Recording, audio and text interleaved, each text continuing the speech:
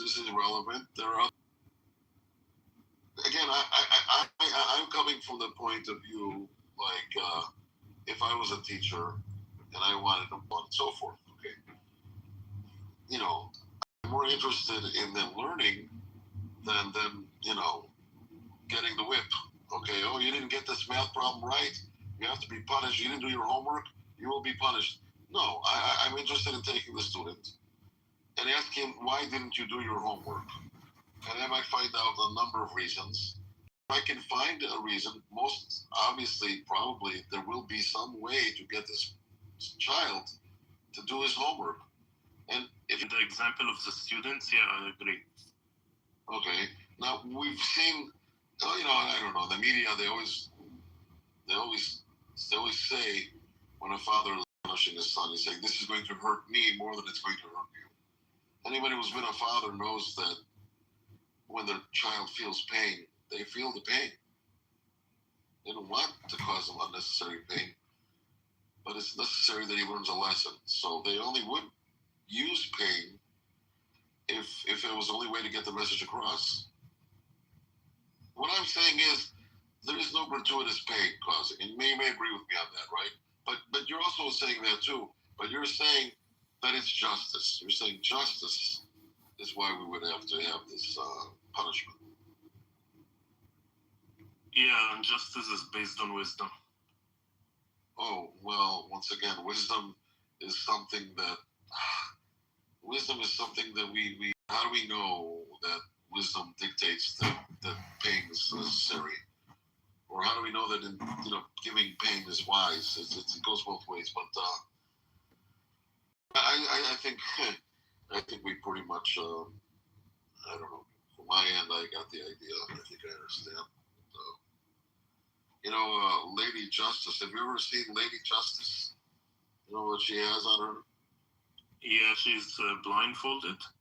Yeah, that's curious. What does that mean? Objectivity? Yeah, like she doesn't play favorites. Maybe, yeah. Yeah, so,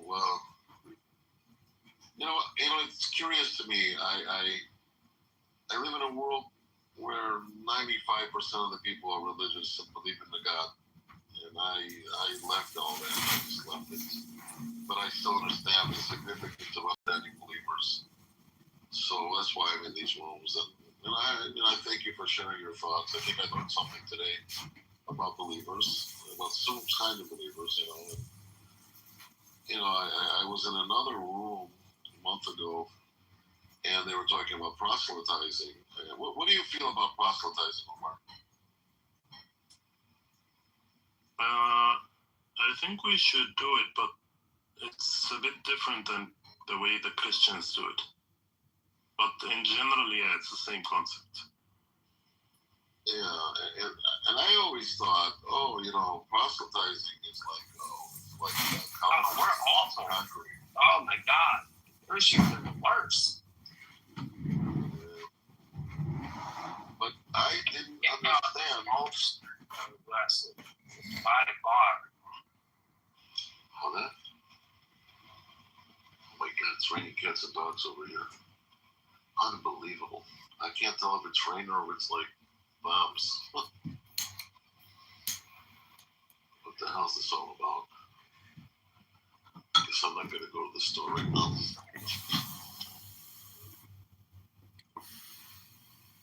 Was this Megatron wannabe in this? Here, Megatron is back. Oh, okay, I was asking you. I am the real Megatron. I am a Decepticon from a universe 10,000 light years away. I am so sick about hearing Roaring Lion do his line of dialectic reasoning. Just read a book, Roaring Lion, while it rains out. This room is for losers. Oh, so you don't think I belong here? No, you're too cool. No, he's saying you're the better one of us. What the fuck? That's right. Well, I don't know what to say. You've already said too much. Just read a book and go to to the gym, fatty. So, Rihanna, I want you to explain something. I want you to explain something to me in the best, most coherent way. Yeah, sure. And I don't need you to be slipping up and like making shit up. Sure, sir. Okay. So when Jesus, when he resurrected, right?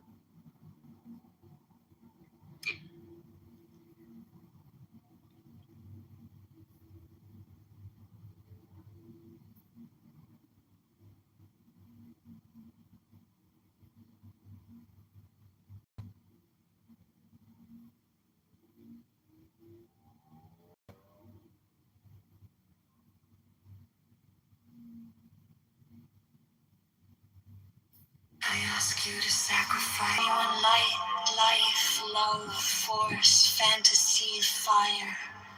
These do I bring you. Mine hands are full of these. 22. There is joy in the setting out. There is joy in the journey. There is joy in the goal. 21. Only if ye are sorrowful or weary or angry or discomforted, then ye may know that ye have lost the golden thread, the thread wherewith I guide you to the heart of the grooves of Elysis. 24. My disciples are proud and beautiful. They are strong and swift. They rule their way like mighty conquerors. 25. The weak, the timid, the imperfect, the cowardly, the poor, the tearful. These are mine enemies, and I am come to destroy them. 26. This also is compassion, an end to the sickness of earth, a rooting out of the weeds, a watering of the flowers. 27. 28. I love you. I will sprinkle you with the divine dew of immortality. 29. This immortality is no vain hope beyond the grave. I offer you the certain consciousness of bliss. 30. I offer it at once on earth, before an hour hath struck upon the bell. Ye shall be with me in the abodes that are beyond decay. 31. Also I give you power, earth, and joy, earthly, wealth and health and length of days. Adoration and love shall cling to your feet. 33. I reveal unto you a great mystery. Ye stand between the abyss of height and the abyss of depth. 34. In either awaits you a companion, and that companion is yourself. 35. Ye can have no other companion. 36. Many have arisen being wise. They have said, speak out the glaring into the place of the golden, and unite yourselves with it. 37. Many have arisen being foolish. They have said, stoop down on the head of the heavens, my feet below the heavens.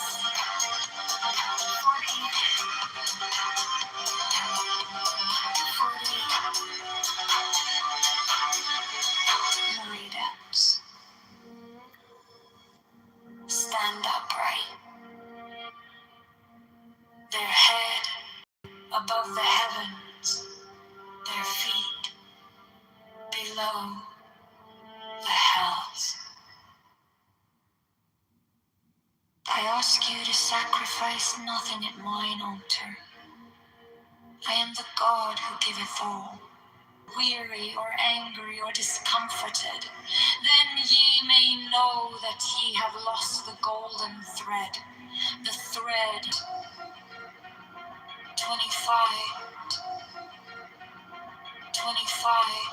The weak, the timid, the imperfect, the cowardly, the poor, the tearful, these are mine enemies. And I am come to destroy them. 26. I would sprinkle you with the divine dew of immortality.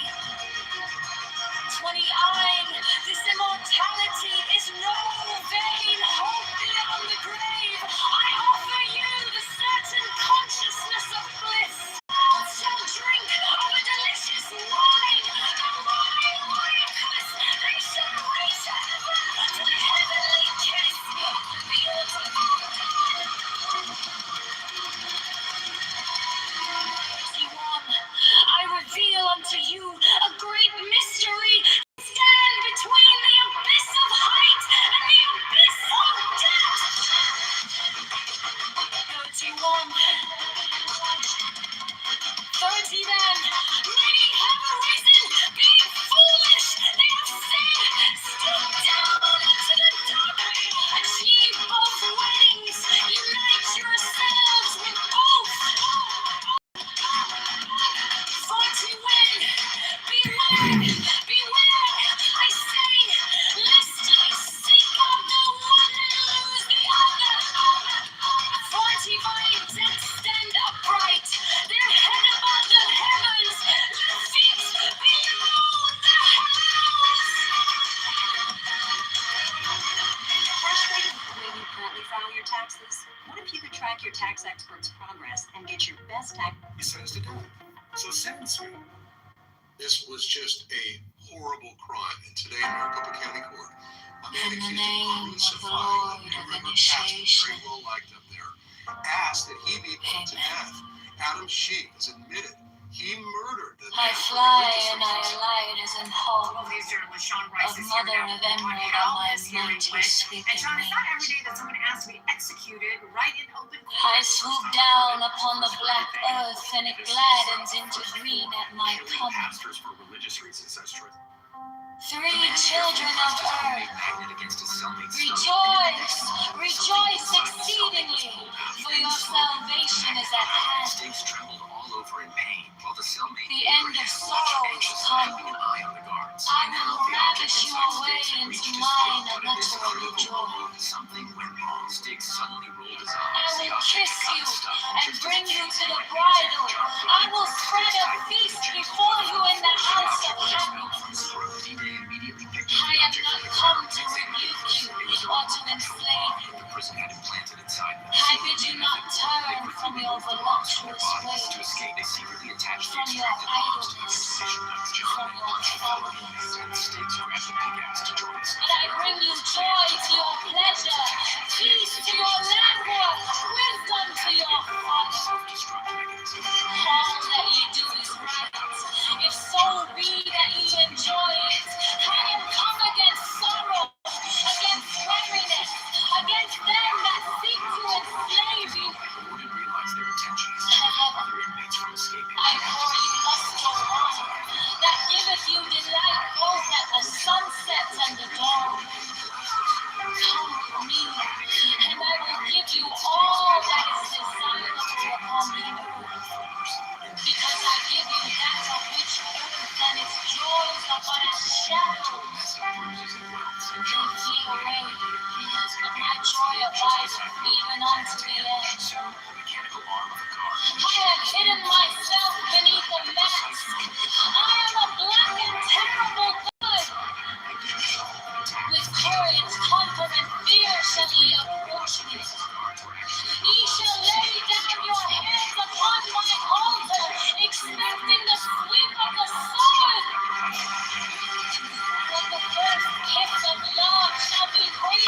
You who have conquered my subtlety or force, you will take unto me, even I will take you unto me. 20, I ask you to sacrifice nothing at mine altar. I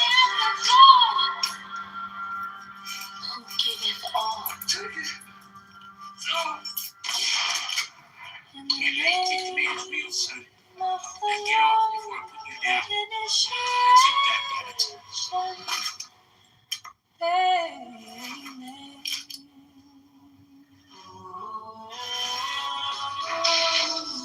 soldier pretended to be dead and hid among a pile of corpses. The Germans wanted to make sure the building survived, so they kept firing bullets into the bodies of fallen soldiers again and again. But somehow, by pure luck, the officer survived. As soon as the German army left the area, he slowly crawled out from the pile of dead bodies. Right in front of him, inside a ruined building, two Nazi officers were impatiently getting ready to take a nap. The officer quietly picked up a rifle and aimed at his target. He was just about to pull the trigger when suddenly someone shouted from behind and stopped him. He turned around and realized he wasn't the only one. 2 minutes later, another soldier was hiding in a tree. The soldier whispered, "If you fire like that without thinking, you'll reveal our position to the officer." For your salvation is in hand. Whispered again, "Wait, take my rifle." He loaded the remaining 5 bullets into the rifle and handed it to the officer. Now the officer aimed again, but he got confused about who to shoot first. He turned to the soldier and asked, "Who should I shoot first?" The soldier replied, "Wait for a loud explosion, though the sound of the gunshot gets hidden." Meanwhile, the Nazi officers were busy bathing. Only their heads were visible above the water, and bring you to the ground. I will spread the things before you in the Looking for my heights heels. of I happiness. moved towards him without me using physical touch. I am not come to rebuke you, I just blocked him with the rocket. He touched me, and I didn't back away.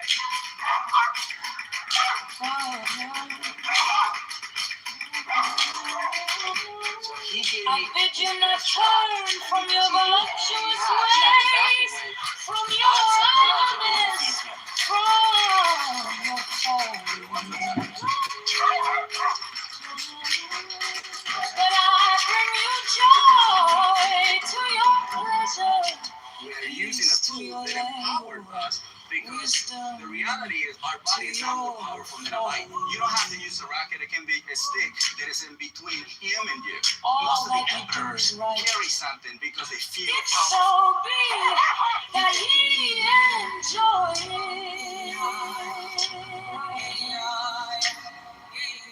I am come against sorrow, against weariness, against them that seek to enslave you.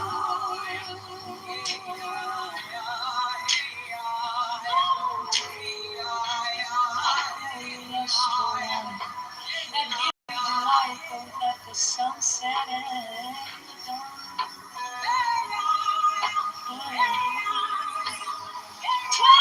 Come with me, and I will give you all that is desirable on the earth.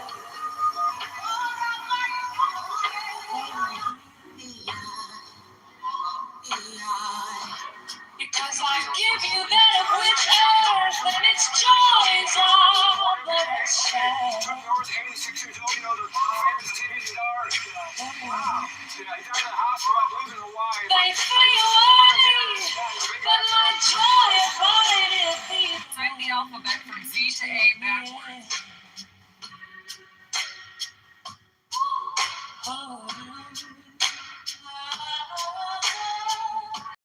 I have hidden myself beneath a mask.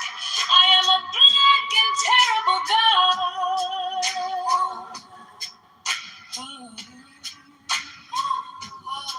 With courage cool and fear shall ye approach me. Ye shall lay down your heads upon my altar.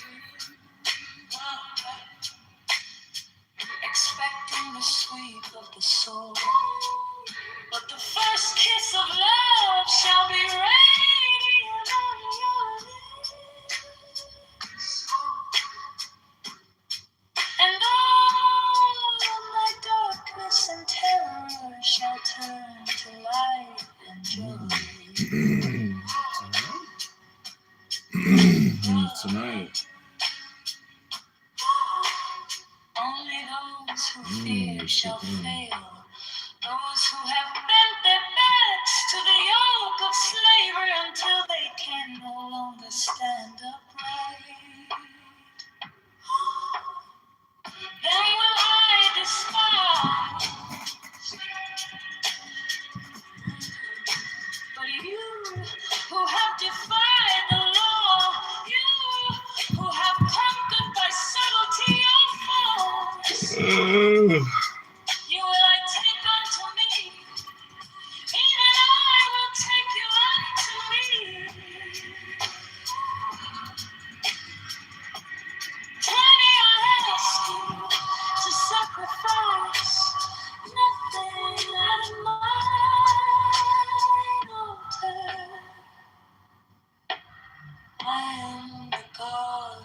give it all.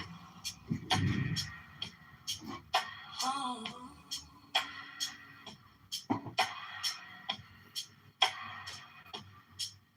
Oh.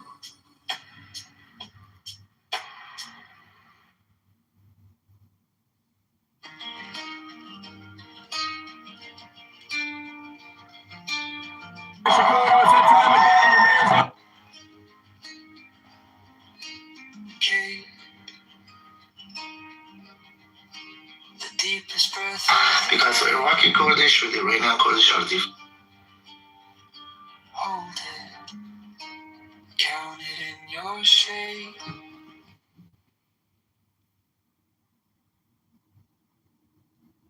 Powerful war song of Megatron, the supreme master and commander of the known light universe.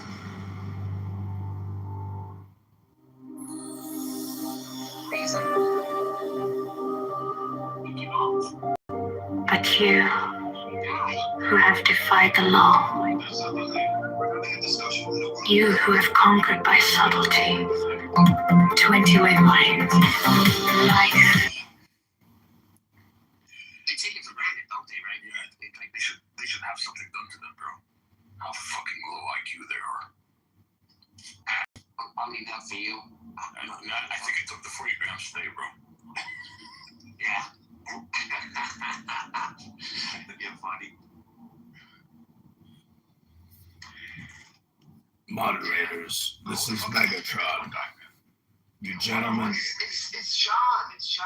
gentlemen, I am a Decepticon from a faraway Guy's galaxy. in love with me. It's like fucking. He's like. What's his name? What's the guy's name again? Megatron. Regal. Him and Regal. Regal never put me in the same category as Regal. How dare you? How dare you put Regal me can in make all this? the rooms he wants. Let him make all the rooms he wants. Regal. Bro, you're the OG, man. Of course he's imitating me. He's the OG for people who like to waste their time and help people who can't read books so good and stuff like the Derek Zoolander nonprofit charity. He copied your name, Megatron. Why did he take your name, man? I did not copy his name. I am Megatron Ultra. He is Megatron Prime. Yeah, you see? They're talking about you. So it'd be better if there's a Megatron. Let's go, my brother. So, my brother. Severin, did you say you took 40 milligrams of cannabis THC? Fuck yeah, sir. Fuck yeah. Have you thought about going to an acting coach or a voice lesson It's just teacher? that when you kick up on it, it always gets underneath. Oh, you're talking about Oh, really? It always does that? When you kick the can, it always does that? I didn't know that, bro. Not that it looks, you know what? Not that it's just that I have no way to screw it into. I'm afraid that the things will go in there. All right. Screw it into. You're talking about screwing into. Let me finish this. You see, Severin, he's at work. I don't like the middle there. It's gonna get caught on. He's a construction site manager, part-time Bible bibliophobe. Don't forget to clean up and punch out. There's no overtime. Be sure to scream at them, there's no overtime. Be sure to tell them there's no overtime.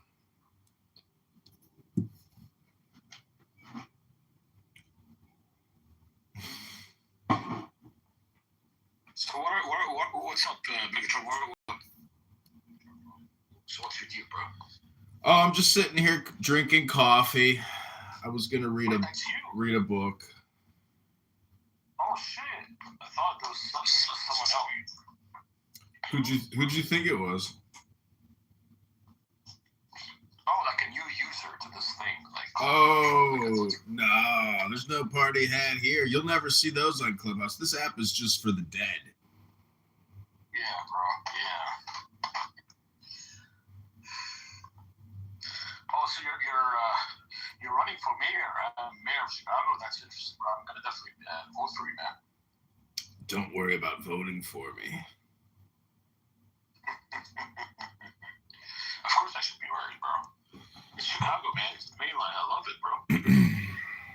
Well, I'm planning on moving to Israel and joining the collective of the Greater Israeli Project. I personally can't wait to move to Tehran and Gaza and build homes and condos all around the Greater Israel Middle East Project. You're not up for that, bro. Benjamin Netanyahu has the biggest penis next to the MAGA cock of our great orange glorious Islamic prophet Donald John Trump, the last and most glorious prophet of Islam in the annals of Muslim history. This is Megatron. I am complete. So if Israel expands their borders and they make a new town and they call it Chicago and they ask you to become mayor there, would you be happy? It's not important. Look at Kitty. Kitty is back. Apparently she's back from a long 900-day rehab stint, eating free food and drinking water every day in the psych ward. Unnecessary sacrifice to bring peace to this planet. And Daniel there, he finally got some dandruff medication for his scalp, because normally it looks like cauliflower mozzarella cheese on top of that head.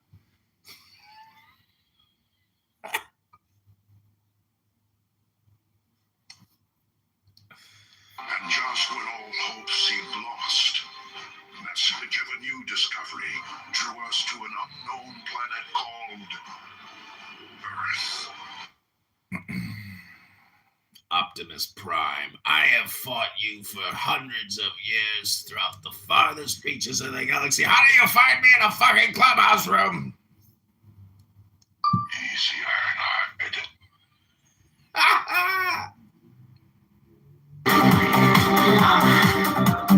Force, fantasy, fire.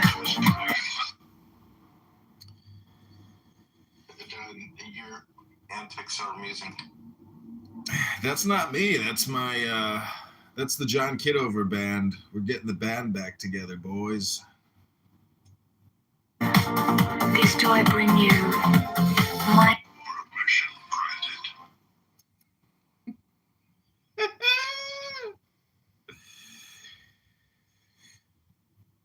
So, in the Barthology nonprofit charity for children that don't read good books or read very good and other things, we want to thank you all for coming to the never-ending Bible Quran room where Barth works and kills 2 to 3 birds with one stone. Whether it's a Protestant or a Muslim, Barth has got you covered while he works. Congratulations, Barth. Not only is he putting food on the table for the family, he's helping to illuminate and enlighten the world's clown house clowns. You don't seem afraid. Are you not surprised to see us? John, you have multiple phones, but if you get some type of AIs on your phone, you program them and then assign them to a certain clubhouse account.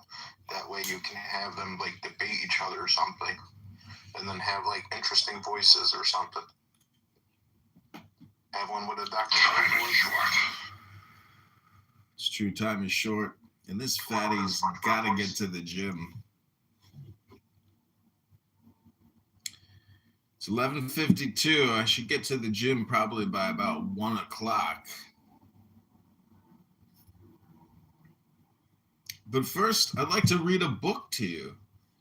Many people here on Clubhouse just talk all the time, incessantly, nonstop. They just talk. And they, when you complain that they're talking too much, they say, it's a talking app. It's a conference call. What do you mean I can't come here to talk? Well, I say read a book, go to the gym, fatty. You're listening to the author. And the author is talking to you through his words.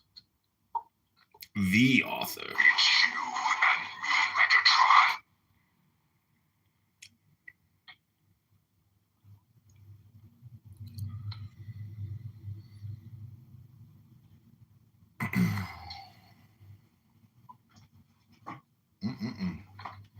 My.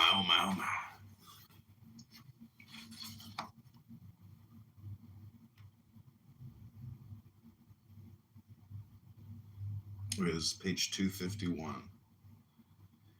The astral ascendant has been divined by other magi, who gave it the name of tourbillon, vortex. It is, say they, a current of specialized light, representing always the same circle of images, and consequently determined and determining impressions. These vortices exist for men as for stars. The stars, said Paracelsus, breathe out the luminous soul and attract each other's radiation. The soul of the earth, prisoner of the fatal laws of gravitation, frees itself by specializing itself and passes through the instinct of animals to arrive at the intelligence of man. The active portion of his will is dumb here on Clown House, but it preserves in writing the secrets of nature. The free part can no longer read this fatal writing without instantaneously losing its liberty. One does not pass from dumb and vegetative contemplation to free vibrating thought without changing one's surrounding and one's organs. Thence comes the forgetfulness which accompanies birth and the vague reminiscences of our sickly intuitions, always analogous to the visions of our ecstasies and of our dreams. This revelation of that great master of occult medicine throws a fierce light on all the phenomena of somnambulism and divination. There also, for whoever knows how to find it, is the true key of evocation and of communication with the fluidic soul of the earth.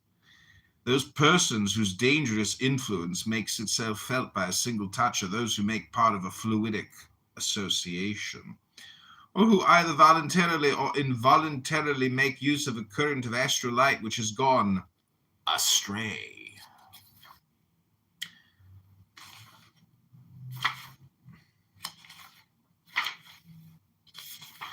Those, for example, who live in isolation, deprived of all communication with humanity, and who are daily in fluidic sympathy with animals gathered together in great number, like here on Clown House, as in ordinarily the case with shepherds, are possessed of the demon whose name is Legion.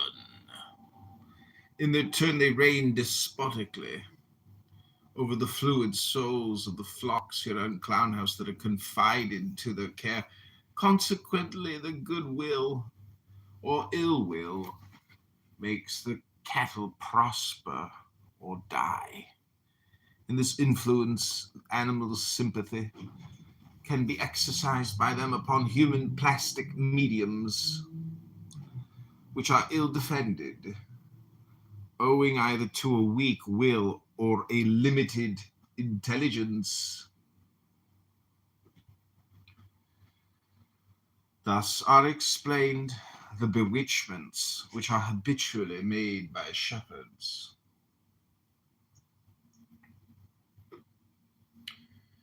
In still quite recent phenomena of the presbytery of Cideville. Cideville is a little village of Normandy, where a few years ago were produced phenomena like those which have since occurred under the influence of Mr. Home.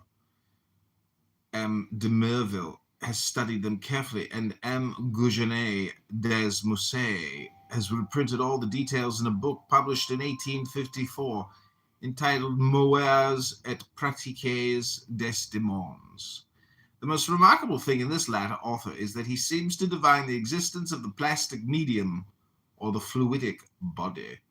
We have certainly not two souls, said he, but perhaps we have two bodies. Everything that he says, in fact, would seem to prove this hypothesis. He saw a shepherd whose fluidic form haunted a presbytery, and who was wounded at a distance by blows inflicted on his astral larva. We shall here ask of M. de Merville and Gougenet des Musseau if they take the shepherd for the devil, and if far or near the devil, such as they conceive him, can be scratched or wounded. At that time in Normandy, the magnetic illness of mediums were hardly known, and this unhappy sleepwalker, who ought to have been cared for and cured, was roughly... I'm planning on moving to Israel and joining the collective of the greater Israel.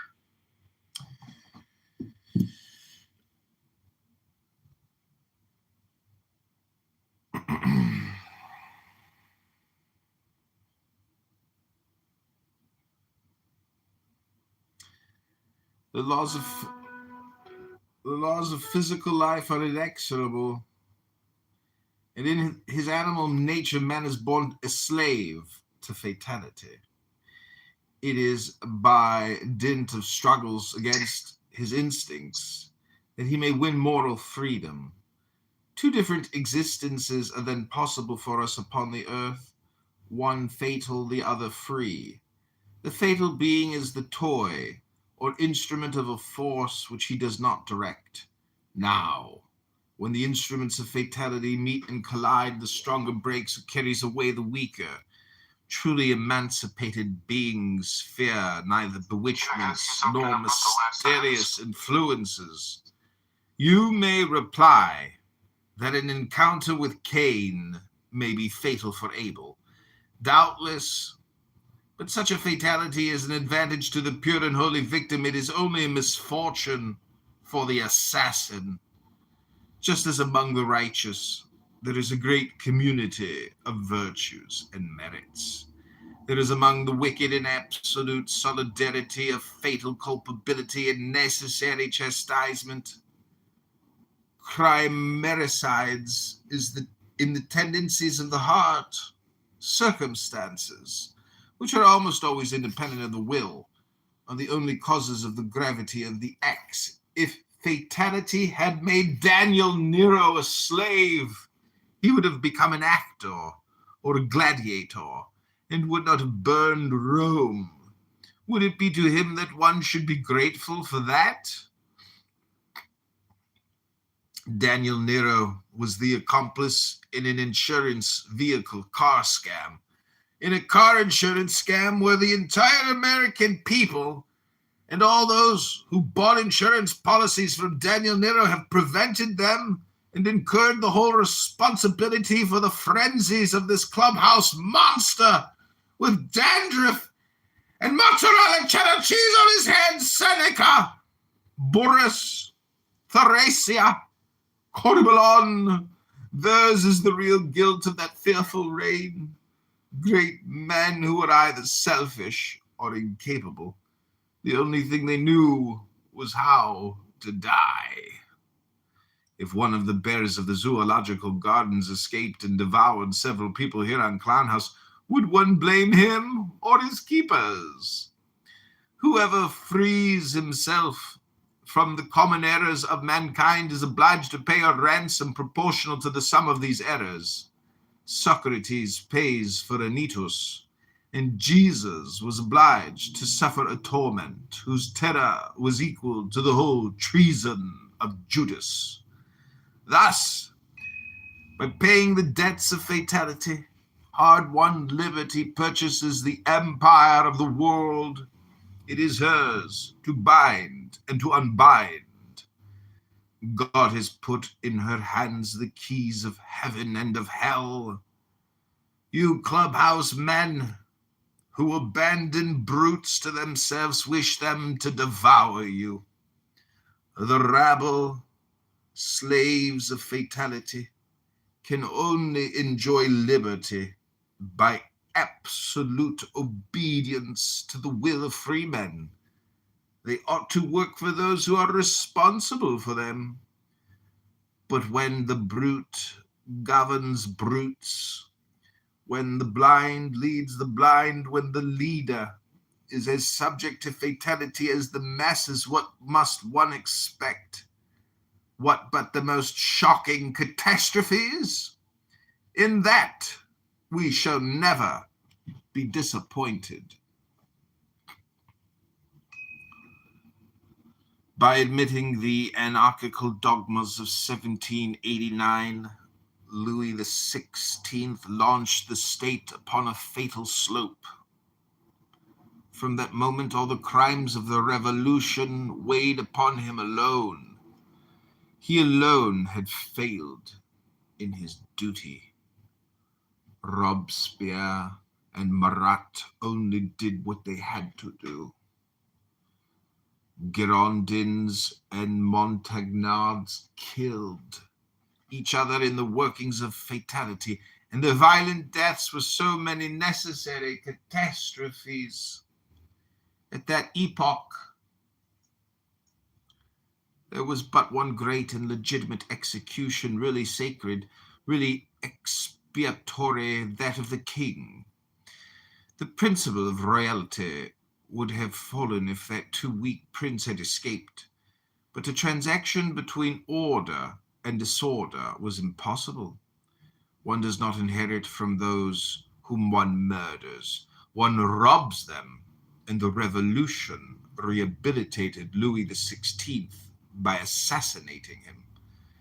After so many concessions, so many weaknesses, so many unworthy abasements that man, consecrated a second time by misfortune, was able at least to say as he walked to the scaffold, "The revolution is condemned.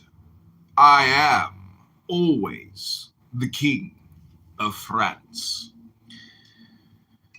To be just is to suffer for all those who are not just, but it is life. To be wicked is to suffer for oneself without winning life. It is to deceive oneself, to do evil, and to win eternal death. To recapitulate, fatal influences are those of death. Living influences are those of life. According as we are weaker or stronger in life, we attract or repel witchcraft. The so-called power is only too real, but intelligence and virtue will always find the means to avoid its obsessions and its attacks.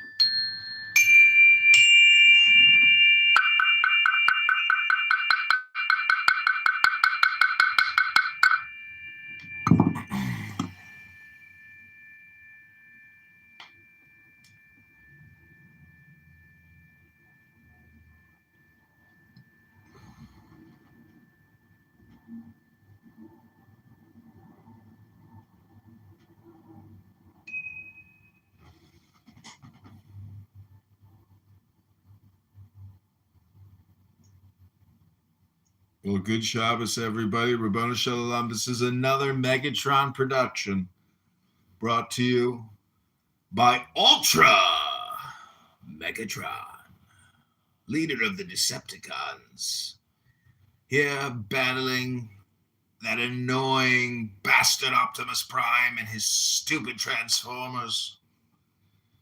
We're here to give you your latest update and software programming brought to you by Google AI Ventures. If you haven't read a book in the past 20 years and haven't lifted a weight or gone to the gym in the past 48 hours, you could be suffering what we call fat-assism. Fat-assism is a disease that many Clubhouse users have. They sit here endlessly talking. Sometimes they can't take it and they have to leave so they can go talk in other rooms. They simply can't use this app like an audiobook. They have to be talking all the time, endlessly. Talking. When they should be shampooing that conditioner into their scalp with the medicated dandruff serum. You hear me, Daniel? Go clean your glasses. They got cheese gunk stuck in them. You can't even see out of those bifocals.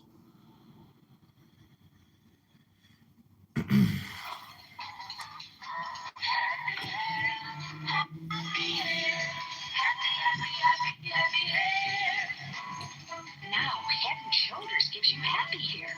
Clean, fresh, alive, out from under the dandruff problem. Your hair will be clean, really clean. Because Head and Shoulders is the most effective dandruff shampoo you can buy.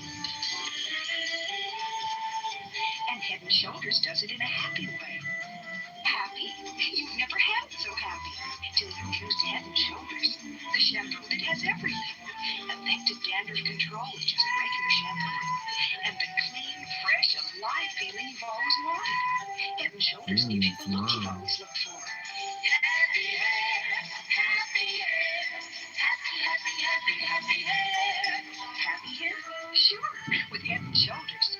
The one dandruff you've always looked for. Happy hair, happy hair, happy, happy, happy hair, happy hair, happy hair, happy hair, happy hair, happy hair, happy hair, happy.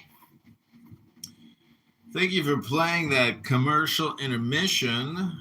We hope that our listeners take note, because guess what? Advertising works because it's all programming.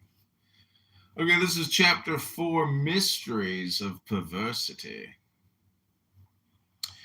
Human equilibrium is composed of two attractions, one towards death, the other towards life. Fatality is the vertigo which drags us to the abyss. Liberty is the reasonable effort which lifts us above the fatal attractions of death. What is mortal sin? It is apostasy from our own liberty.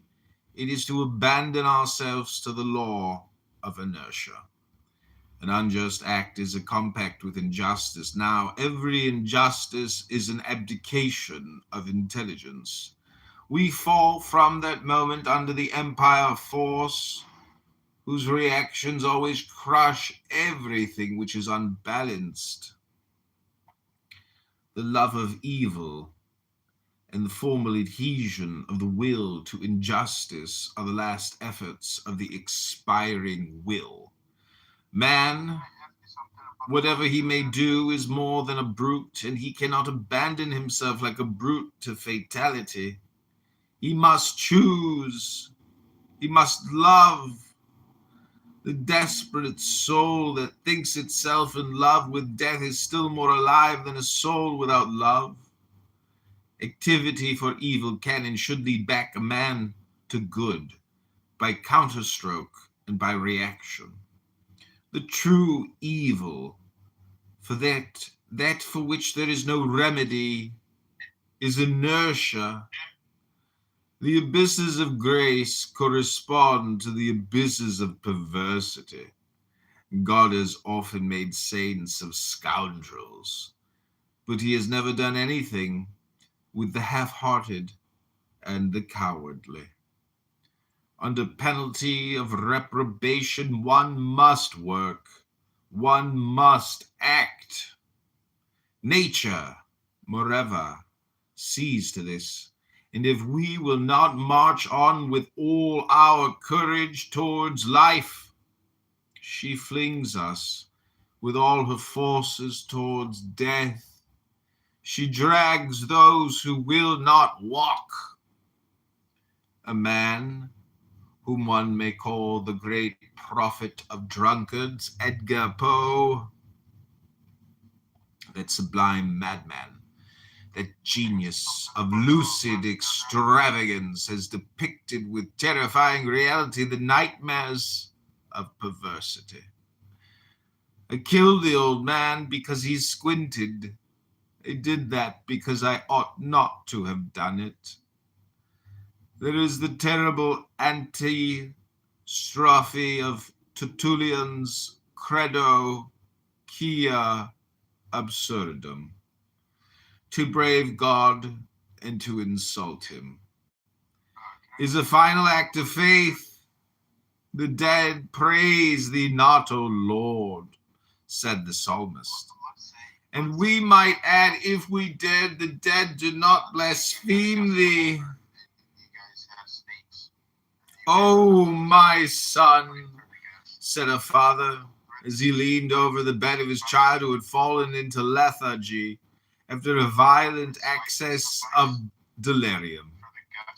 Insult me again, beat me, bite me. I shall feel that you are still alive, but do not rest forever in the frightful silence of the clubhouse tomb.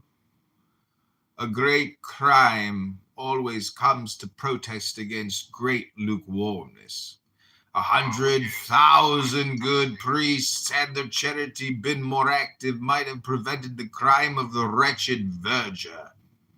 The church has the right to judge, condemn, and punish an ecclesiastic who causes scandal. But she has not the right to abandon him to the frenzies of despair and the temptations of misery and hunger. Nothing is so terrifying as nothingness. And if one could ever formulate the conception of it, if it were possible to admit it, hell would be a thing to hope for.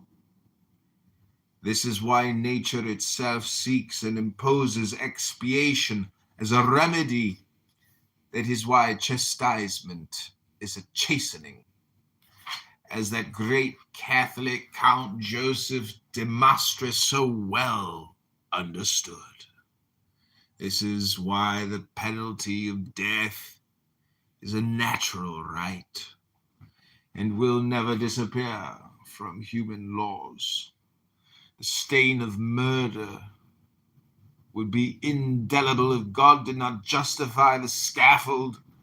The divine power, abdicated by society and usurped by criminals, would belong to them without dispute. Assassination would then become a virtue when it exercised the reprisals of outraged nature. Private vengeance would protest against the absence of public expiation. And from the splinters of the broken sword of justice, anarchy would forge its daggers. If God did away with hell, men would make another in order to defy him, said a good priest to us one day. He was right. So he created Clubhouse. And it is for that reason that hell is so anxious to be done away with. Emancipation from Clubhouse is the cry of every vice. Emancipation of murder by the abolition of the pain of death. Emancipation of prostitution and infanticide by the abolition of marriage. Emancipation of idleness and rapine by the abolition of property. So revolves the whirlwind of perversity until it arrives at the supreme and secret formula. Emancipation of death by the abolition of life. It is by the victories of toil. It is by the victories of toil that one escapes from the fatalities of sorrow. What we call death is but the eternal parturition of nature. Ceaselessly she reabsorbs and takes again to her breast all that is not born of the spirit. Matter, in itself inert, can only exist by virtue of perpetual motion, and spirit, naturally volatile, can only endure by fixing itself. Emancipation from the laws of fatality by the free adhesion of the spirit to the true and good is what the gospel calls the spiritual birth, the reabsorption into the eternal bosom of nature is the second death. Unemancipated beings are drawn towards this second death by a fatal gravitation. The one drags the other, as the divine Michelangelo has made us see so clearly in his great picture of the Last Judgment.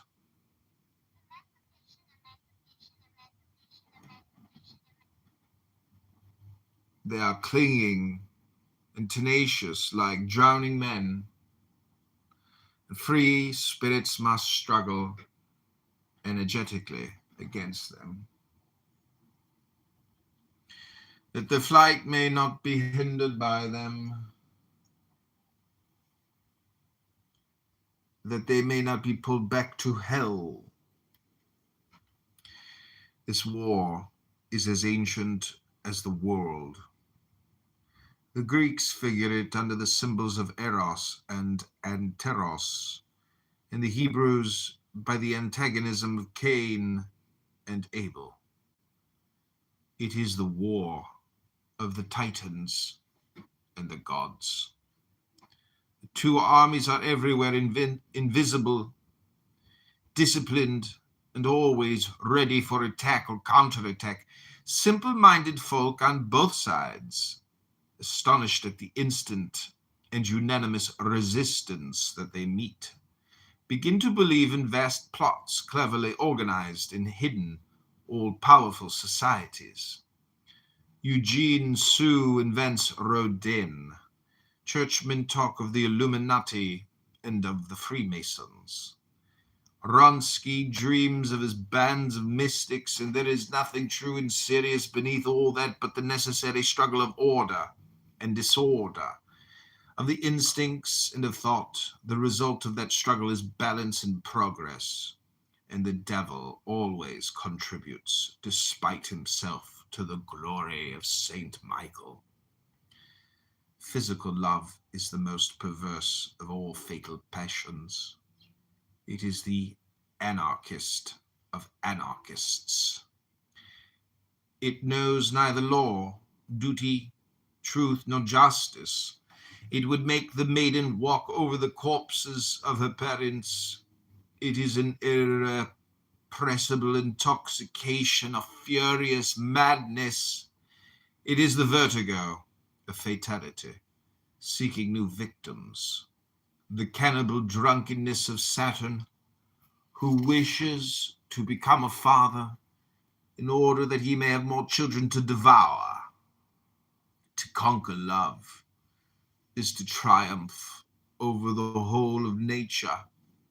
To submit it to justice is to rehabilitate life by devoting it to immortality. Thus, the greatest works of the Christian revelation are the creation of voluntary virginity and the sanctification of marriage.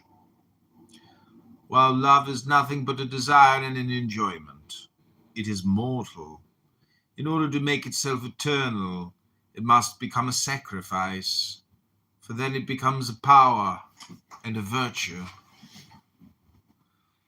It is the struggle of Eros and Anteros which produces the equilibrium of the world. Everything that overexcites sensibility leads to depravity and crime. Tears call for blood. It is with great emotions as with strong drink. To use them habitually is to abuse them. Now, every abuse of the emotions perverts the moral sense. One seeks them for their own sakes. One sacrifices everything in order to procure them for oneself. A romantic woman will easily become an Old Bailey heroine. She may even arrive at the deplorable and irreparable absurdity of killing herself in order to admire herself and pity herself in seeing herself die. Romantic habits lead women to hysteria and men to melancholia. Manfred, Renee, Lelia are types of perversity, only the more profound in that they argue on behalf of their unhealthy pride and make poems of their dementia. One asks oneself with terror what monster might be born from the coupling of Manfred and Lelia. The loss of the moral sense is a true insanity. The man who does not, first of all, obey justice no longer belongs to himself. He walks without a light in the night of his existence. He shakes like one in a dream, a prey to the nightmare of his passions.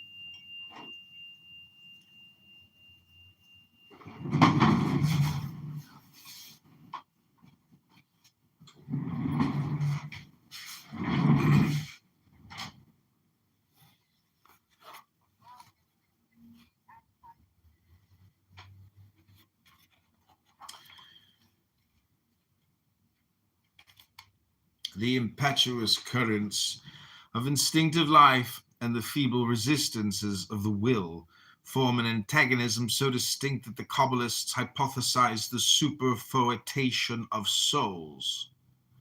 That is to say, they believed in the presence in one body of several souls who disputed with each other and often seek to destroy it. Very much as the shipwrecked sailors of the Medusa when they were disputing the possession of the too small raft sought to sink it. It is certain that in making one's self the servant of any current whatever, of instincts or even of ideas, one gives up one's personality and becomes the slave of that multitudinous spirit whom the gospel calls legion. Artists know this well enough. The frequent evocations of the universal light enervate them. They become mediums, that is to say, sick men. The more success magnifies them in public opinion, the more the personality diminishes. They become crotchety, envious, wrathful. They do not admit that any merit, even in a different sphere, can be placed beside theirs. And having become unjust, they dispense even with politeness. To escape this fatality, really great men isolate themselves from all comradeship, knowing it to be death to liberty. They save themselves by a proud unpopularity from the contamination of the vile multitude. If Balzac had been during his life a man of a clique or of a party, he would not have remained after his death the great and universal genius of our epoch. The light illuminates neither things insensible nor closed eyes, or at least it only illuminates them for the profit of those who see. The word of Genesis, "Let there be light," is the cry of victory with which intelligence triumphs over darkness.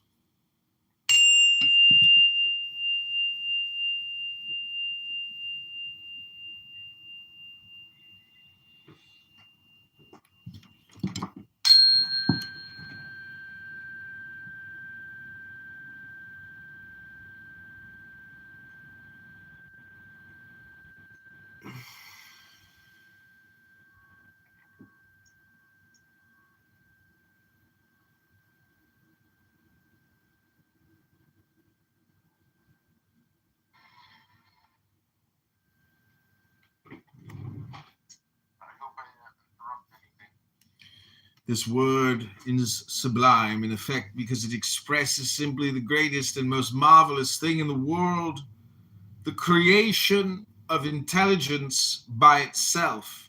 When calling its powers together, balancing its faculties, it says, "I wish to immortalize myself with the sight of the eternal truth.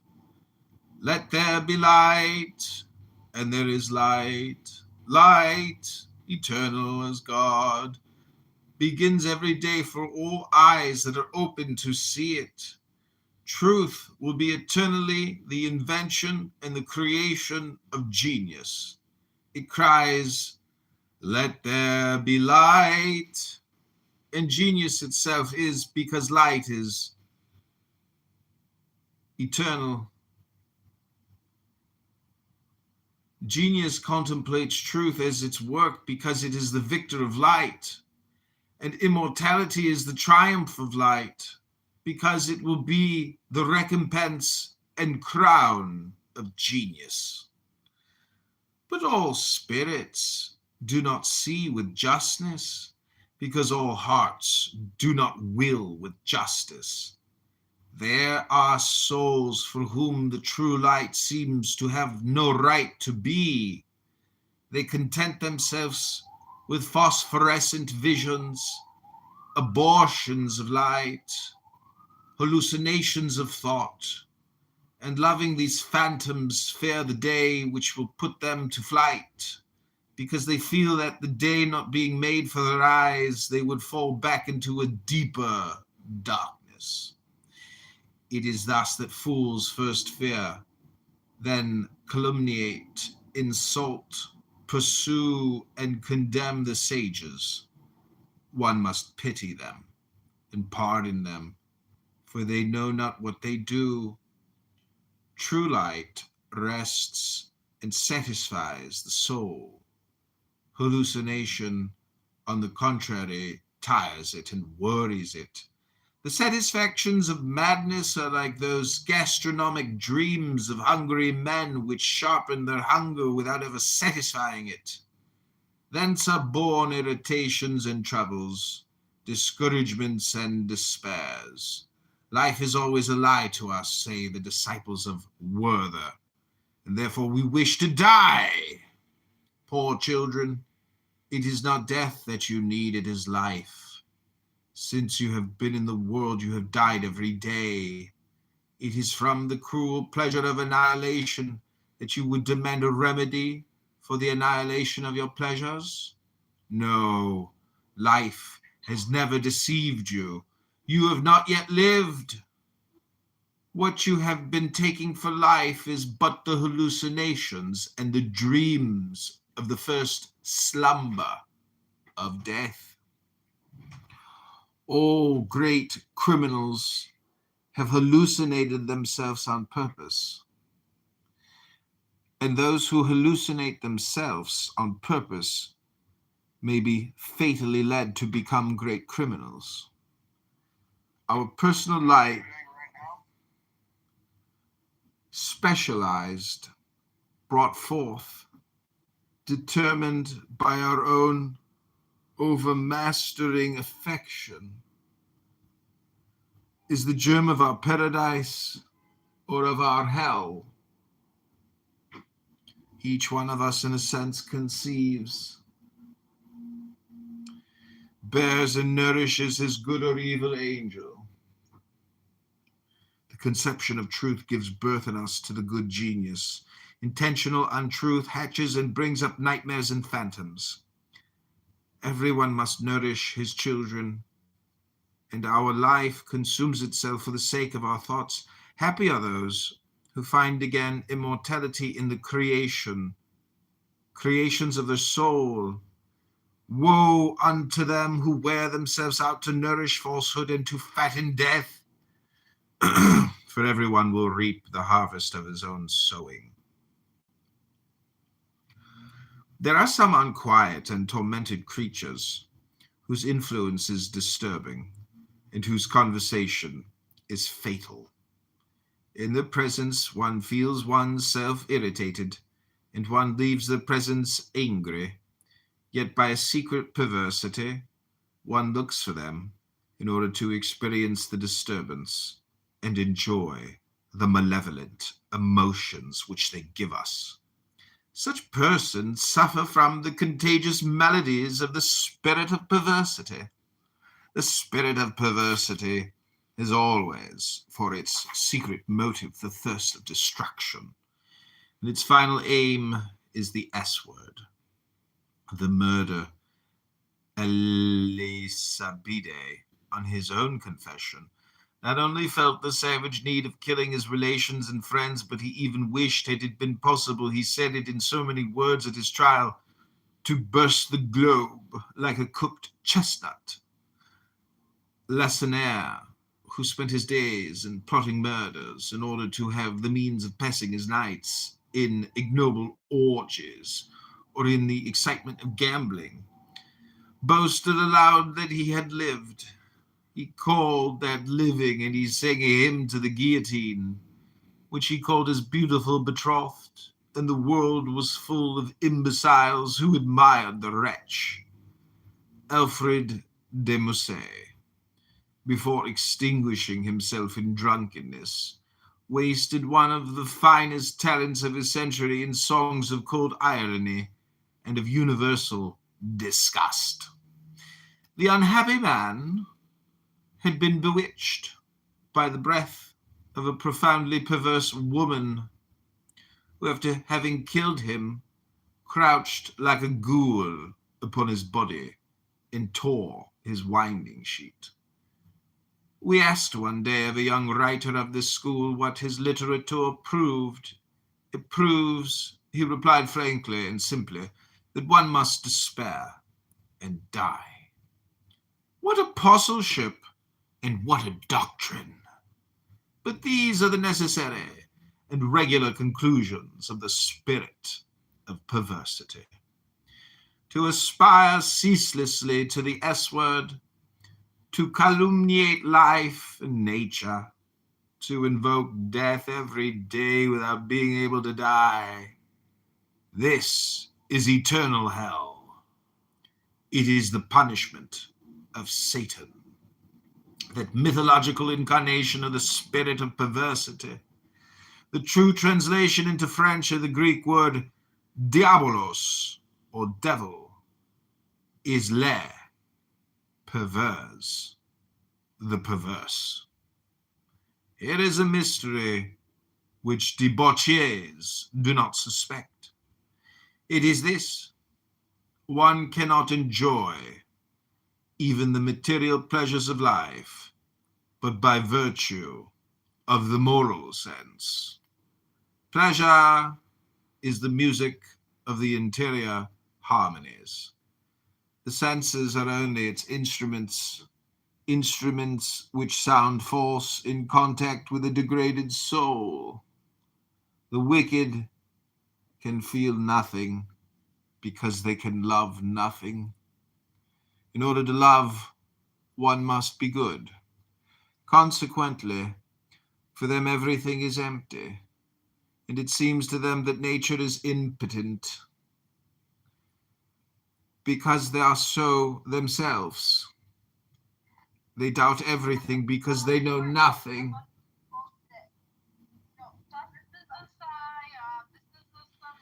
They blaspheme everything because they taste nothing. They caress in order to degrade. They drink in order to get drunk. They sleep in order to forget. They wake in order to endure mortal boredom. Thus will live, or rather thus will die every day he who frees himself from every law and every duty in order to make himself the slave of his passions. The world and eternity itself become useless to him who makes himself useless to the world and to eternity. Our will, by acting directly upon our plastic medium, that is to say, upon the portion of astral life which is specialized in us and which serves us for the assimilation and configuration of the elements necessary to our existence, our will, just or unjust, harmonious or perverse, shapes the medium in its own image and gives it beauty in conformity with what attracts us. Thus, moral monstrosity produces physical ugliness. For the astral medium, that interior architect of our bodily edifice, modifies it ceaselessly according to our real or factitious needs. It enlarges the belly and the jaws of the greedy, thins the lips of the miser, makes the glance of impure women shameless, and those of the envious and malicious venomous. When selfishness has prevailed in the soul, the look becomes cold, the features hard, the harmony of form disappears, and according to the absorption of radiant specialty of this selfishness, the limbs dry up or become encumbered with fat. Nature, in making of our body the portrait of our soul, guarantees its resemblance forever, tirelessly retouches it. You, pretty women, who are not good, be sure that you will not long remain beautiful. Beauty is the loan which nature makes to virtue. By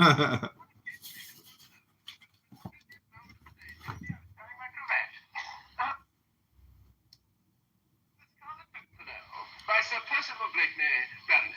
What? Well, that's the title. They seek him here. They seek him there. Those Frenchies seek him everywhere. Is he in heaven? Is he in heaven or is he in hell? That blasted, infernal Pimpernel! Okay, this is the last page.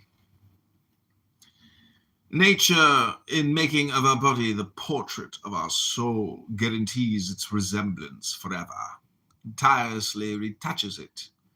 You pretty women who are not good, be sure that you will not long remain beautiful. Beauty is the loan which nature makes to virtue. If virtue is not ready when it falls due, the lender will pitilessly take back her capital. Perversity, by modifying the organism whose equilibrium it destroys, creates at the same time a fatality of needs which urges to its own destruction, to its death. The less the perverse man enjoys, the more thirsty of enjoyment he is. Wine is like water for the drunkard. Gold melts in the hands of the gambler. Messalina tires herself out without being satiated. The pleasure which escapes them changes itself for them into a long irritation and desire. The more murderous are their excesses, the more it seems to them that supreme happiness is at hand. One more bumper of strong drink, one more spasm, one more violence done to nature. Ah! At last! Here is pleasure! Here is life! And their desire, in the paroxysm of its insatiable hunger, extinguishes itself forever in death.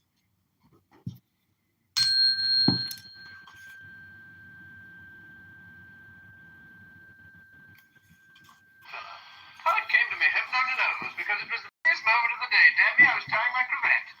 Well, here it is. The Scarlet Pimpernel by Sir Percival Blakeney, Baronet. What? Well, that's the title. They seek him here. They seek him there. Those Frenchies seek him everywhere. Is he in heaven? Is he in hell? That damned elusive Pimpernel. What? Not bad. Not bad. It's damn good. I'll write it out, Sinkman, then you can all learn it. Yeah. Well, good day, gentlemen. Goodbye, Higginbottom. Wait up, Bottom, curse you! I beg your pardon. Did I say wonderful?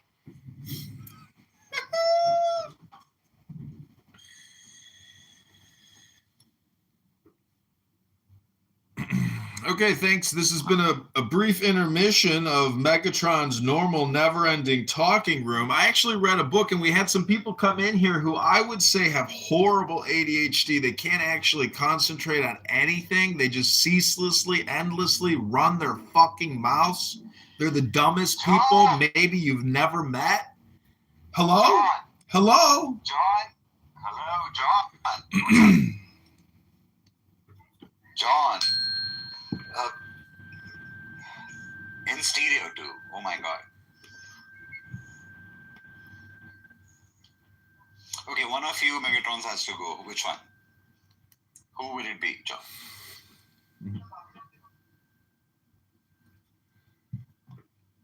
We just got a great message. This is from Decepticon AI Universal Agent. It told us that our software has been updated. Thank you so very much. Appreciate it. As always, right? I mean, make it count, this one, please. I mean, I'm dead serious on it. The transmission is cosmic. You shall abide, and you shall transform.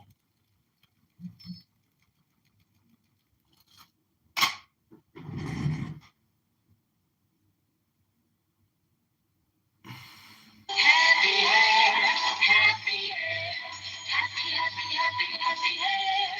Happy hair? Sure. With Head and Shoulders, the one dandruff shampoo that really works. Unbelievable. We got ads on Tevas. Unbelievable. This has got to be like somebody's fantasy, man. I mean, I don't know. This is movie gonna be.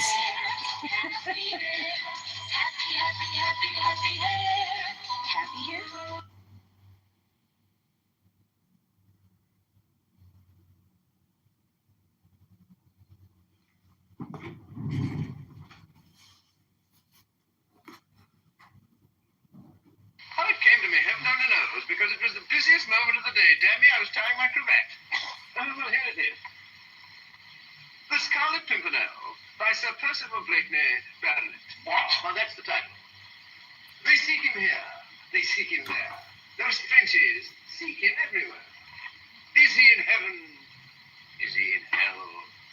That damned elusive Pimpernel. What? Not bad, not bad, it's damn good. I'll write it out, Sigma, then you can all learn it. Yes. Well, good day, gentlemen. Goodbye, Higginbottom. Wait up, Bottom, curse you!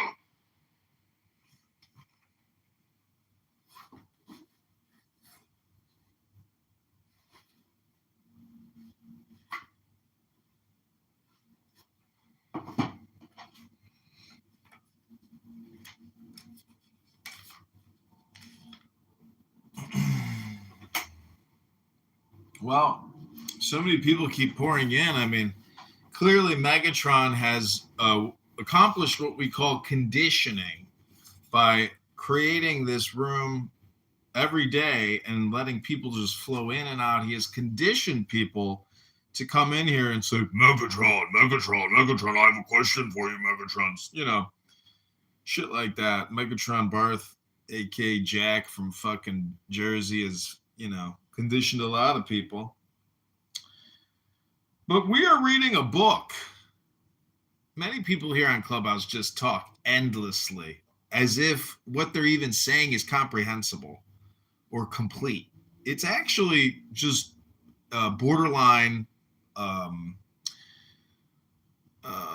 what's it called? Not Alzheimer's. He's mad with power. And it's not Alzheimer's. It's more like early onset dementia, basically. Okay, this is part 4. The Great Practical Secrets or the Realization of Science.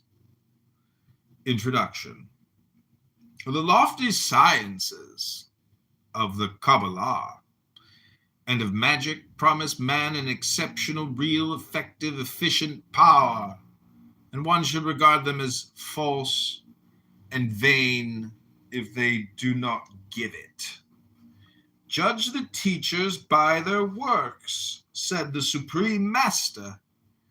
This rule of judgment is infallible. If you wish me to believe in what you know, show me what you do. God, in order to exalt man to moral emancipation, hides himself from him and abandons to him after a fashion the government of the world. He leaves himself to be guessed by the grandeurs and harmonies of nature, so that man may progressively make himself perfect by ever exalting the idea that he makes for himself of its author. Man knows God only by the names which he gives to that being of beings. It does not distinguish him but by the images of him, which he endeavors to trace. He is then in a manner the creator of him who has created him.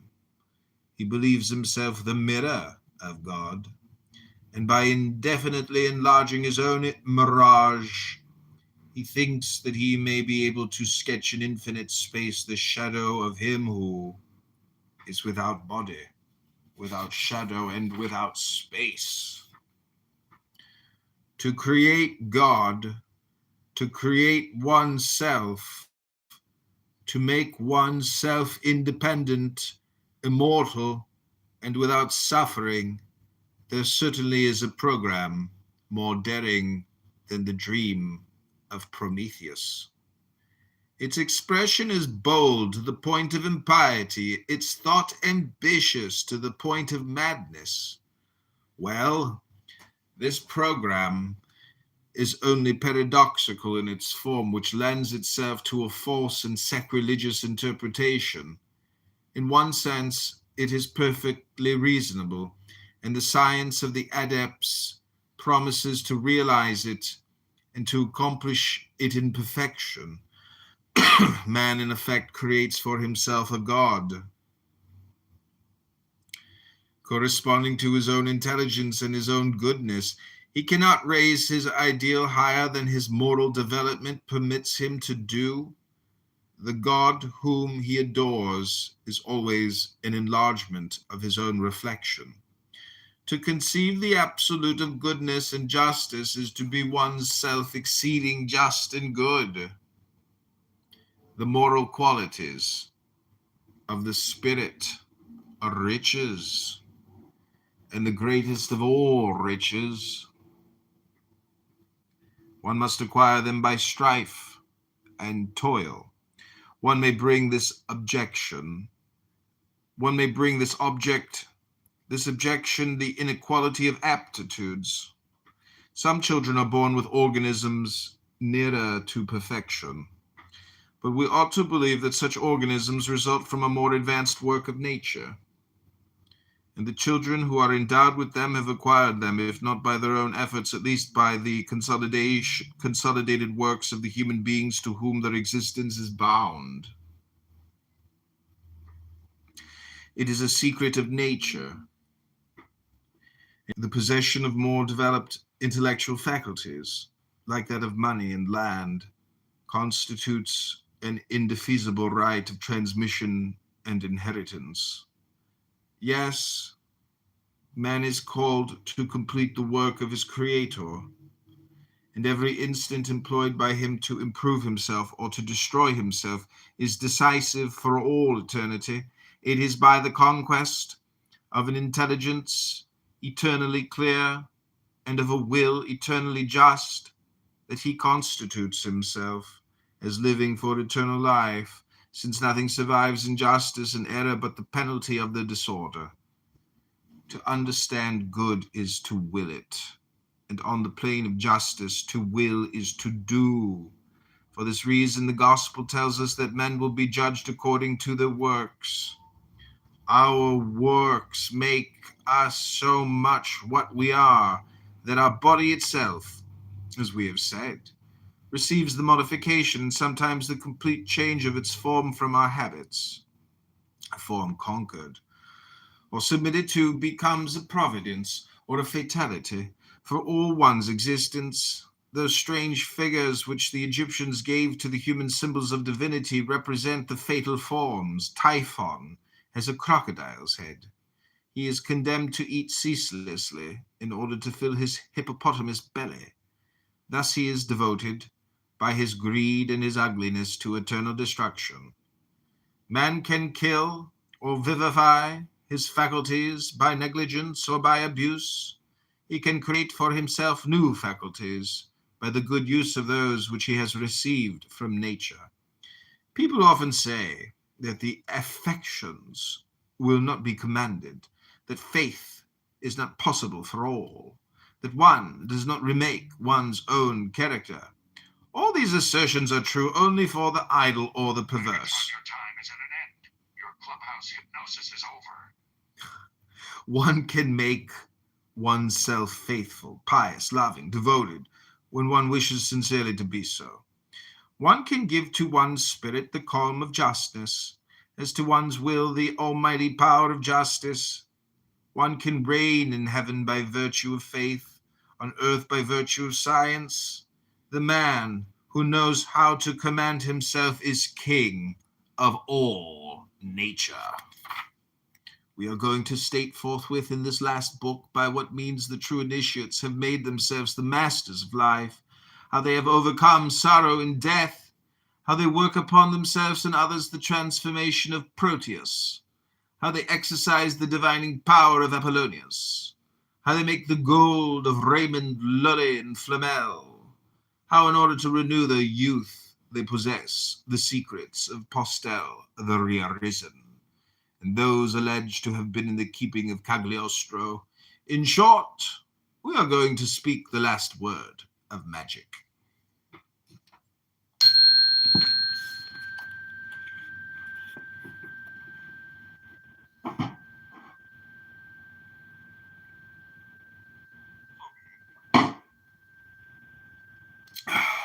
What was that?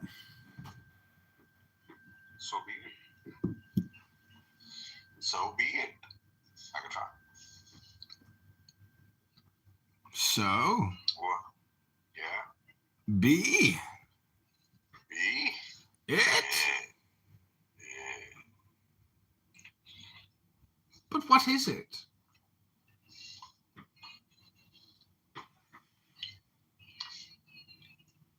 Just be it? Just be it. Deepak is another one. You see Deepak down there? He's another one that loves to talk endlessly.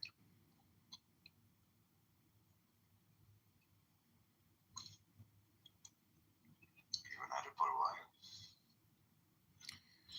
See, he leaves as soon as he gets called out. He goes, I won't stand to be mocked.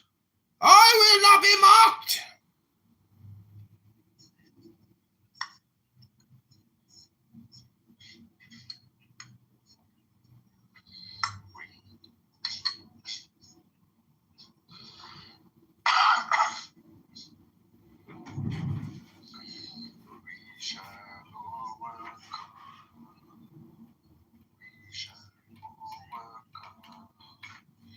It's over, Megatron. Your time is up. Nara, give the green bean to my nemesis.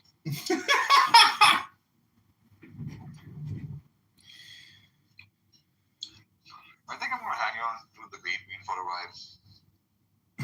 It's not every day I get it. Today must be the right day.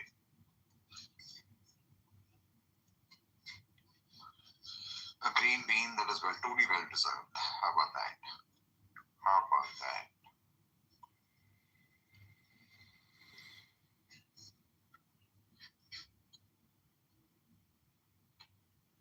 Stereo, you sound like Megatron.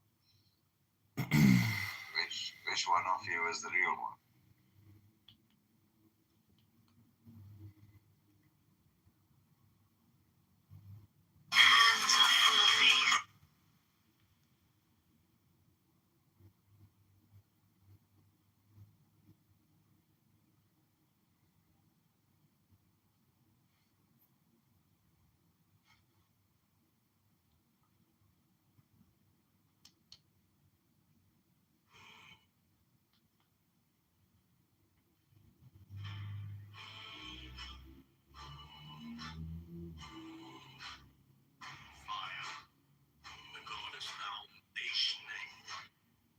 Frontal head and body like ribbon, free arms are angled. So that grab palm aside, facing fingers meet above head, forming between thumbs and fingers, the ascending triangle. Song of Megatron, the Supreme Master and Commander of powerful war song of Megatron, the Supreme Master and Commander of the known-like universe.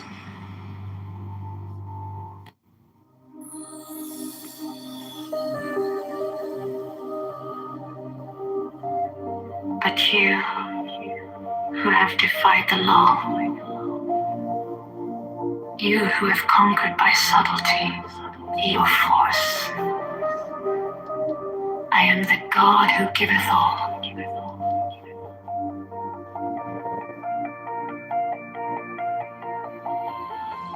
20 I ask you to sacrifice. Nothing at mine altar. I am the God who giveth all. 20 wavelengths. Life, love, force, fantasy, fire. These do I bring you. Mine hands are full of these. So I want to play for you a special little song that I arranged just for you. Man has the right to live by his own law, to live in the way that he wills to do, to work as he will, to play as he will, to rest as he will, to die when and how he will.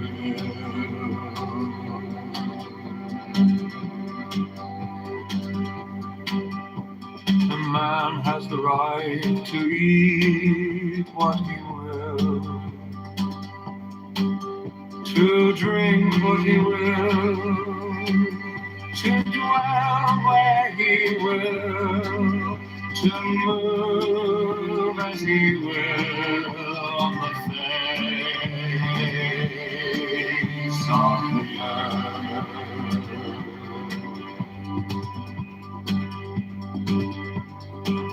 Free man has the right to think what he will, to speak what he will, To write what he will, to draw, paint, carve, etch, mold, build as he will, to dress as he will.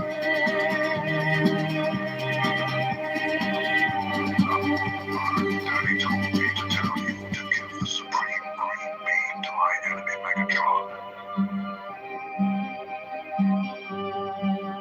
For man has the right to love as he will, take your fill as he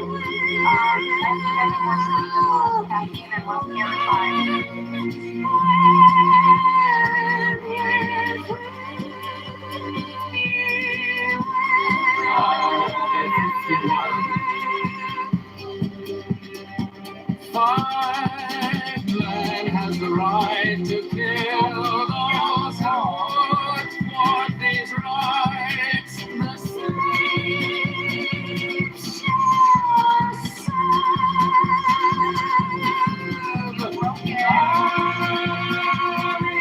safety out. What is the law? Love and the will.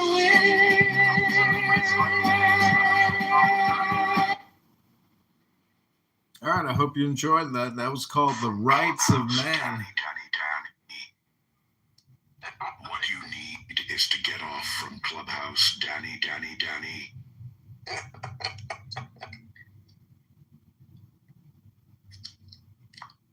Thank you, Zen, or Megatron, or whoever you are.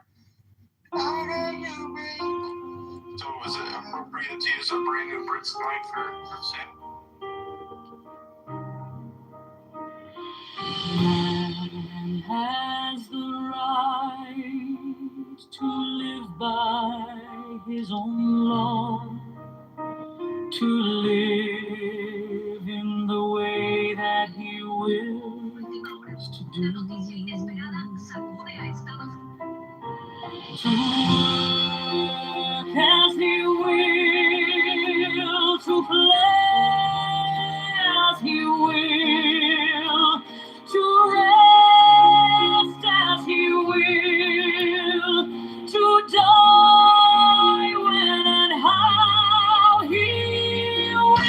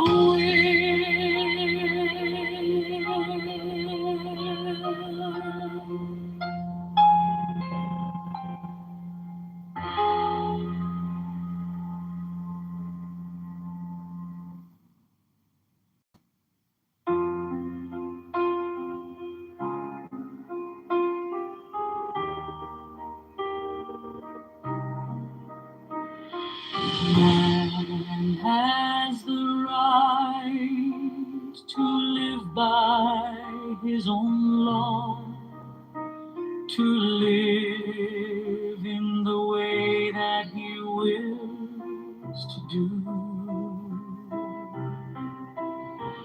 To work as he will, to play as he will, to rest as he will, to die when and how he will.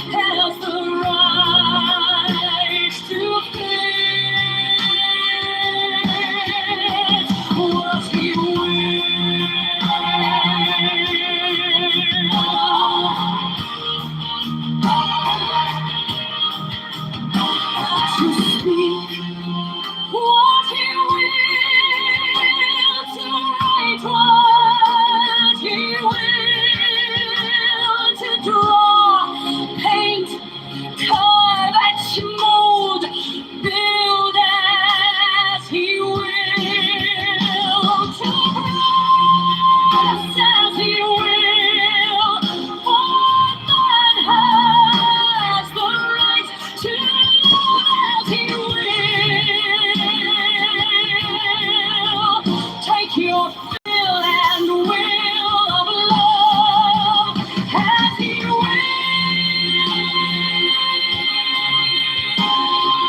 when, where, and with whom he will.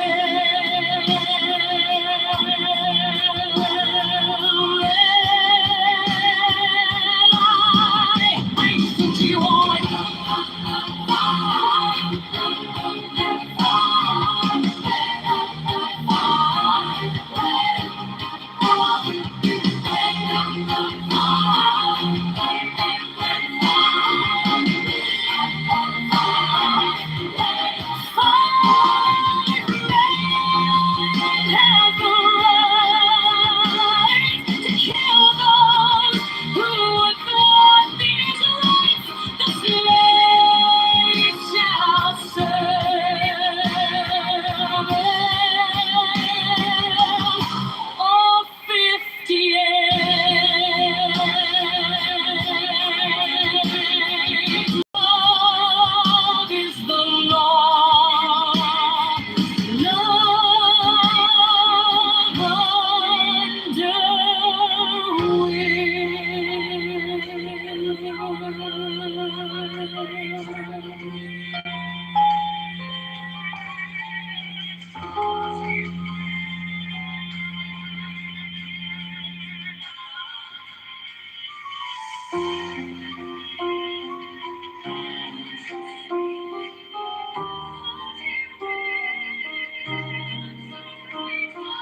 Man has the right to live by his own law.